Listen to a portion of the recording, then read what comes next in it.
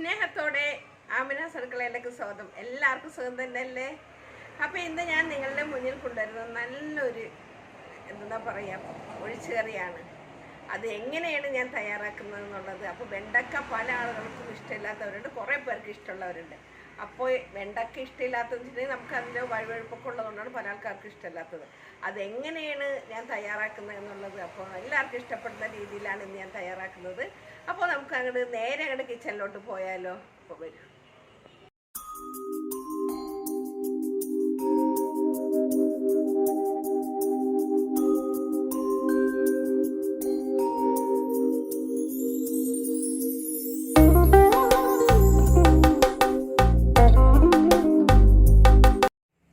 ഞാനിവിടെ ഒരു ചരുവം വെച്ചിട്ടുണ്ട്, ഗ്യാസൊക്കെ കത്തിച്ചിട്ടുണ്ട്.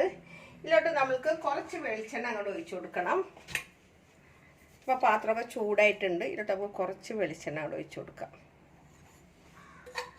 എണ്ണ ഒന്ന് ചൂടായിട്ട് വരട്ടെ. ഇതിലോട്ട് നമുക്ക് 1 ടീസ്പൂണോളം കടുക് ഇട്ട് കൊടുക്കാം. കടുക് നല്ലോണം പൊട്ടി വരുമ്പോൾ ഇതിലോട്ട് നമുക്ക് ഒരു 2 വറ്റൽമുളകും അത് കീറിയിട്ട് കൊടുക്കാം.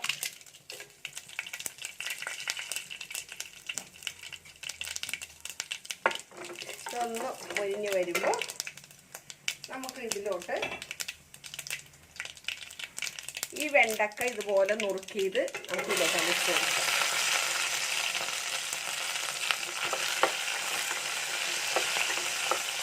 അതുപോലെ ഇതിൻ്റെ വഴുവഴുപ്പൊന്ന് മാറി വരണം.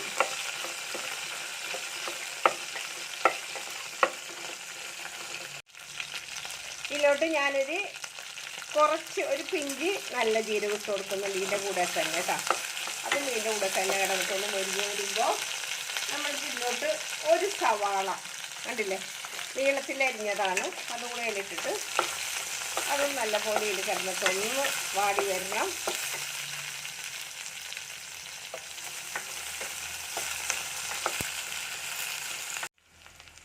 ഇതിലോട്ട് 2 അല്ലി വെളുത്തുള്ളി ചതച്ചതാണ്, അതിലോട്ട് ഇട്ട് കൊടുക്കാം. ആ കൂട്ടത്തിൽ തന്നെ നമുക്ക് ഇട്ട് കൊടുക്കേണ്ടത് ഒരു പഴുത്ത തക്കാളി കണ്ടില്ലേ, അതും കൂടി ഇട്ട് കൊടുക്കാം. അപ്പോൾ നമ്മളുടെ വെണ്ടക്ക ഇവിടെ ആ വഴുവഴുപ്പൊക്കെ മാറിയിട്ടുണ്ട് കേട്ടോ, നല്ലപോലെ വഴുവഴുപ്പ് മാറിയിട്ടുണ്ട്. അപ്പോൾ ഇതെല്ലാം കൂടി ഒന്നും കൂടി വാടി വരുമ്പോൾ ഈ തക്കാളിയും ഒന്നും കൂടി ഒന്ന് വാടി വന്നോട്ടെ. ഇതിലോട്ടൊരു 1/2 ടീസ്പൂണോളം മഞ്ഞൾപ്പൊടി ഇട്ട് കൊടുക്കാം. 1 ടീസ്പൂണോളം മുളക് പൊടി, എരിവൊക്കെ ഓരോരുത്തരുടെ പാകത്തിനാണ്. 3/4 ടീസ്പൂണോളം മല്ലിപ്പൊടി. ഇതെല്ലാം കൂടി ഒന്ന് കൂട്ടി യോജിപ്പിച്ചിട്ട് നല്ലപോലെ ഇതിൻ്റെ പച്ചച്ചുവ മാറുന്ന വരെ ഒന്ന് കൂട്ടി യോജിപ്പിക്കണം. ഞാനൊരു 2 പച്ചമുളക് ഇതുപോലെ നീളത്തിലരിഞ്ഞതാണ്. അതുപോലെ തന്നെ 2 തണ്ട് കറിവേപ്പിലയും കൂടി എടുത്ത് വെച്ചാണ്, ചെറിയ കറിവേപ്പിലായിരുന്നേ, അതുകൊണ്ട് 2 തണ്ട് ഇട്ട് കൊടുത്തിരിക്കുന്നത്. ഇനി ഇതെല്ലാം കൂടി ഒന്ന് നല്ലപോലെ മൊരിഞ്ഞ് വരണം, ഒന്ന് മസാലയൊക്കെ ഒന്ന് മൊരിഞ്ഞ് വരട്ടെ. ഇതിലോട്ട് ഞാൻ കുറച്ച് വാളംപുളി പിഴിഞ്ഞ് വെച്ചിരുന്നതാണ്, ഇത് നമുക്കവിടെ ഒഴിച്ചു കൊടുക്കാം.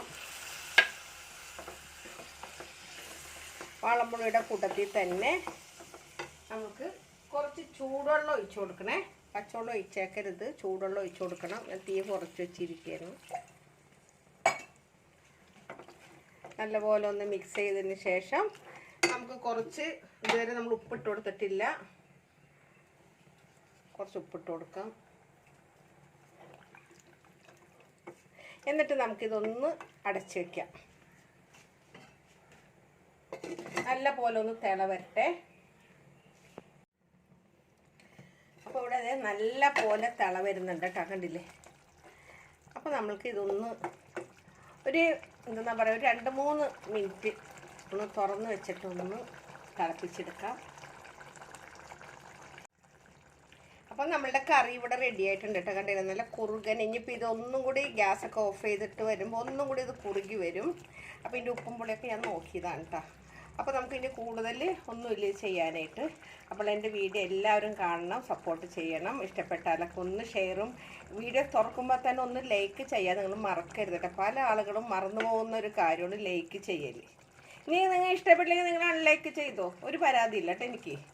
അപ്പോൾ എന്താണെങ്കിലും ഞാൻ ഇതിൻ്റെ ഗ്യാസ് അങ്ങോട്ട് ഓഫ് ചെയ്യണം. അപ്പോൾ എല്ലാവർക്കും ഒരിക്കൽ കൂടെ നന്ദി പറയാം. നിങ്ങളുടെ സ്വന്തം മാമിന താത്ത. Okay bye, thank you.